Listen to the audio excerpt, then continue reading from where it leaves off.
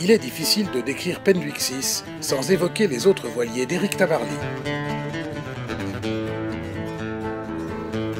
En dehors du Penduick, voilier familial dont aujourd'hui l'image est intimement liée à Éric Tabarly, les autres bateaux sont, eux, totalement en adéquation avec l'esprit et la recherche que le navigateur faisait, concevant ces voiliers pour des programmes de navigation spécifiques.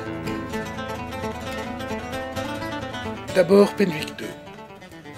On peut dire que c'est la première fois qu'un coureur fait dessiner et construire un voilier dédié à un but unique, la course transatlantique en solitaire entre l'Angleterre et les États-Unis. Après avoir navigué sur un voilier en contreplaqué, matériau jusque-là réservé aux petites unités, Éric Tabarly demande à Gilles Costantini de lui dessiner et construire un ketch de 13,60 m. Déjà, les premières s'accumulent. Penduick II est un bateau très léger pour sa taille, fabriqué en contreplaqué, avec une faible surface mouillée et doté d'un plan de voilure très équilibré pour être manœuvré par un seul homme. Après sa victoire dans la Transat anglaise, Penduick II va participer à une série de régates avant de servir de laboratoire à idées pour mieux tenir compte de la jauge, ce système qui permet de calculer au voilier un handicap qui, dans le principe, permet de mettre les concurrents sur un pied d'égalité dans certaines courses. Équipé d'un gréement de goélette à wishbone, l'arrière de Penduick II est également tronçonné.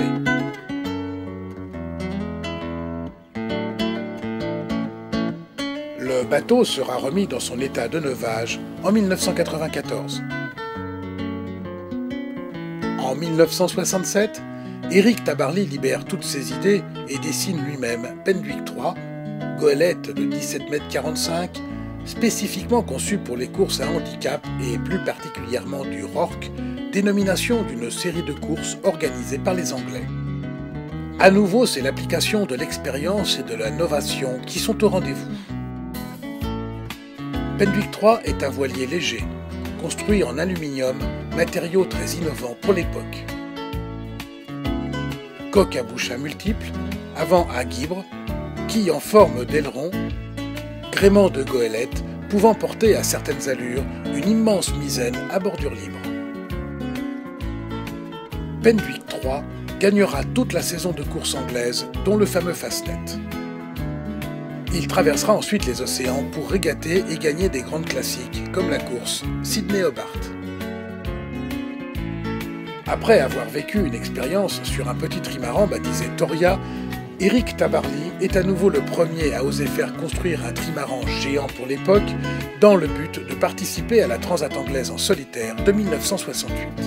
C'est encore une fois l'expérience et l'audace d'appliquer de nouvelles idées qui participent à la création de Penduick IV, le premier grand trimaran océanique.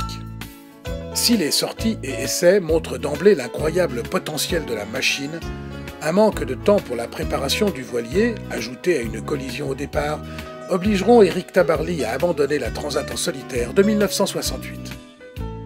Penduick IV traversera ensuite l'Atlantique puis le Pacifique, s'octroyant au passage quelques records.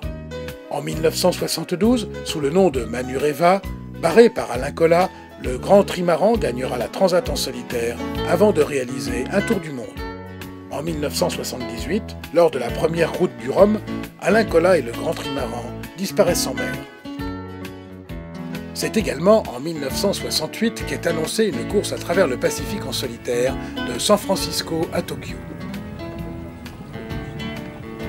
Il n'en faut pas plus pour qu'Éric Tabarly imagine et adapte nombre d'idées pour donner naissance à Penduick V, que beaucoup appellent aujourd'hui l'ancêtre du voilier de 60 pieds du Vendée Globe.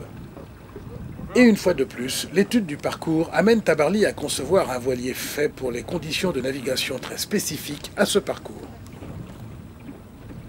Penduick V, bateau ultra léger dessiné pour des vents portants, est équipé de ballast de 500 litres ainsi que d'une quille étroite de 2,30 m supportant un lest en forme de torpille de 400 kg. L'originalité ne s'arrête pas là. À l'avant sont placés deux focs côte à côte sur enrouleur qui permettent instantanément de doubler la surface de voile d'avant au portant pour atteindre 150 m². Éric Tabarly et Penduick V arrive en tête au Japon dans l'indifférence la plus totale, personne n'attendant le premier aussi vite.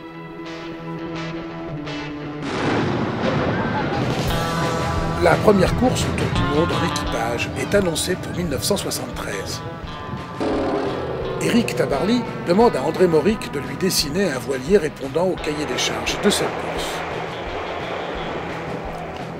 Penduick 6 est un ketch de 22,25 mètres de long pour une longueur à la flottaison de 18,80 mètres. Large de 5,30 mètres, son tirant d'eau est de 3,40 mètres pour 32 tonnes de déplacement. Le bateau porte au près 260 mètres carrés de voilure et 600 mètres carrés au portant. Il sera construit à l'Arsenal de Brest sous la direction de l'ingénieur Xavier Joubert et c'est Éric Tabarly qui dessine lui-même son plan de pont. 4 cockpits jalonnent le grand pont.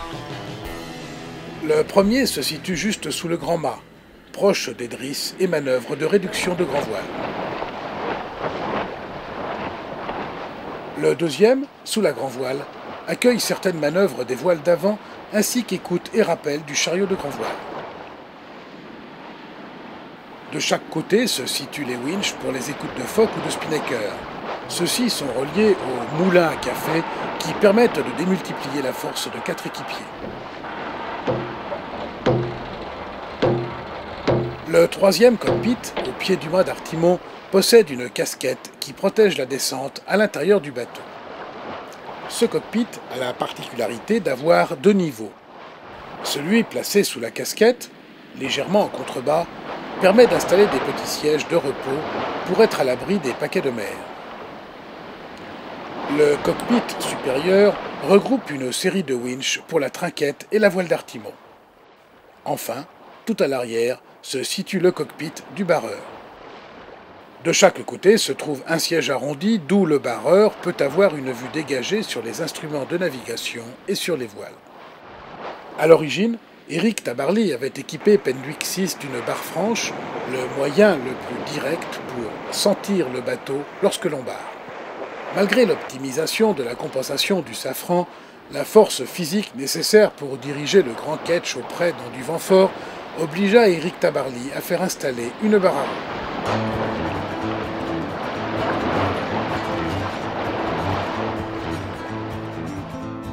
À l'intérieur, le bateau est conçu pour accueillir 14 équipiers.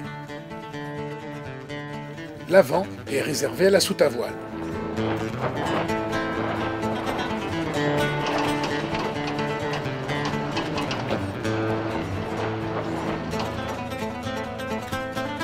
Au centre, juste en avant du mât, se trouve le moteur, le générateur et le chauffage. De chaque côté, établi et outillage, placard. Juste derrière le mât, au centre, le bloc sanitaire et les toilettes.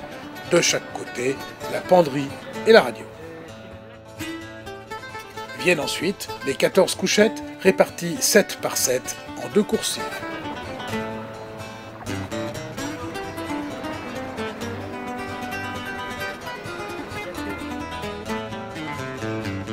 Puis, les banquettes qui servent de couchettes de quart.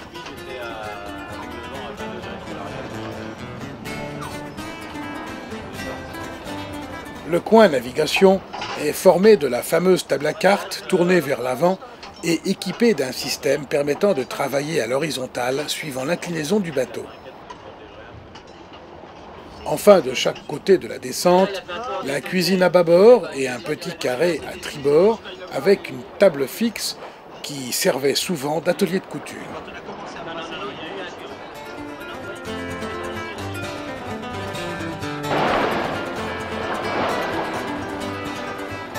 Éric Tabarly désirait une carène très équilibrée, capable d'aller vite au portant sans compromettre les allures de près.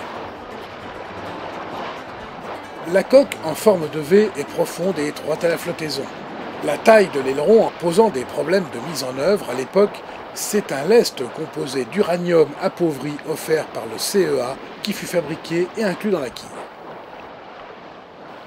Bien qu'inoffensif et n'apportant, contrairement à ce qui avait été dit, aucun avantage en matière de densité, le mot uranium déclencha une véritable polémique entre Français et Anglais pour une économie de bout de ficelle, dira Éric Tabarly.